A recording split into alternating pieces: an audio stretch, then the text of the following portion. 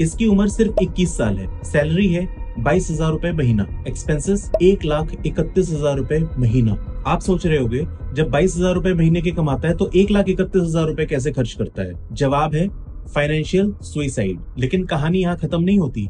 इसके जब पैसे खत्म हो गए तो इसने लोन लिया, और वो भी खुद के नाम पे नहीं, अपने फादर के पैन कार्ड पे। आज इसके पिताजी अपने रिटायरमेंट एंजॉय करने की जगह इसके 28% पर एनम वाले इंटरेस्ट वाला लोन भर रहे हैं। क्यों? क्योंकि उनका बेटा फ्लिपकार्ट से मैकबुक खरीद सके। देखिए, ये किसी मूवी की स्क्रिप्ट नहीं बल्कि एक रियल रेडिट पोस्ट है जो मुझे कल मिली। और अगर आपकी एज भी 20 से 30 के बीच में है तो इस वीडियो को ध्यान से देखना, क्योंकि क्या पता शायद आप में से भी बहुत सारे लोग फेक रिच ट्रैप में फंस चुके हो। मैंने इसके रेडिट पोस्ट को ज्यादा डिटेल में तो नहीं, बट हाँ मोटा मोटा एनालाइज किया। ये तो वैसा ही लग रहा है जैसे लाइफस्टाइल इन्फ्लेशन ऑन स्टेरॉइड्स। आओ देखते हैं पैसा गया कहाँ। ये देखो ब्रेकडाउन। मैकबुक की EMI 3,500 रुपए, फ्लिपकार्ट पे लेटर पे, यूट्यूब कैमरा गियर ये भी करीब 3,500 रुपए। इसने सोचा मैं यूट्यूबर बनूंगा। स्विगी, जोमेटो इन सब का खर्चा करीब 5,000 रुपए महीना। सेपरेट फ्लैट लेके उसका रेंट करीब 12,500 रुपए महीने। सबसे डेंजरस पार्ट, इसने पूना वाला फिनकॉर्प और क्रेडिट से लोन उठाया है, वो भी 28% पर एनम के इंटरेस्ट रेट पे, और वो भी सिर्फ इसलिए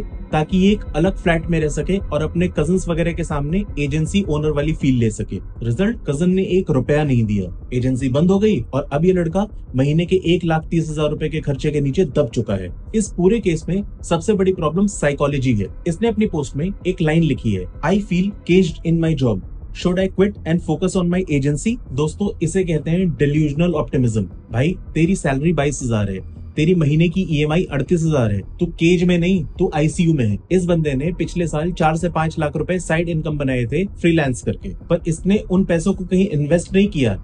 उसमें से 3 लाख रुपए की बाइक खरीद ली। ये आजकल की नई जनरेशन की सबसे बड़ी मिस्टेक्स में से एक है। देखिए, आजकल की नई जनरेशन में बहुत से लोग ऐसी गलतियां करते हैं और ये उनकी सबसे बड़ी मिस्टेक होती है। बहुत सारे लोगों को लगता है कि गैजेट्स खरीदना इन्वेस्टमेंट है। नहीं, जब तक वो कैमरा आपको पैसा कमा के ना दे तब तक वो आपकी इन्वेस्टमेंट नहीं, वो एक लायबिलिटी है। या ऐसे मानो कि वो सिर्फ एक महंगा खिलौना है। देखो, मैं अगर इसका बड़ा भाई होता तो मैं इसको बैठाता और इसको चुपचाप 3 स्टेप्स फॉलो करने के लिए बोलता। इससे शायद इसकी सिचुएशन इंप्रूव हो सकती है। अगर आप भी किसी ऐसी सिचुएशन में हो तो आप भी सुन लो। Step 1, sell the toys immediately. वो मैकबुक, वो कैमरा, वो 3 लाख की बाइक, सब कुछ बेच दो और जितने भी मैक्सिमम पैसे मिले उससे निकाल लो। आज अभी जो भी पैसा है उससे अपना वो जो लोन है उसको पे ऑफ करके बंद करने की कोशिश करो, जिस पे आप 28% इंटरेस्ट पे कर रहे हो। किसी रिलेटिव वगैरह से थोड़े पैसे बोरो करने पड़े तो वो भी करो, बट इसको क्लोज करो।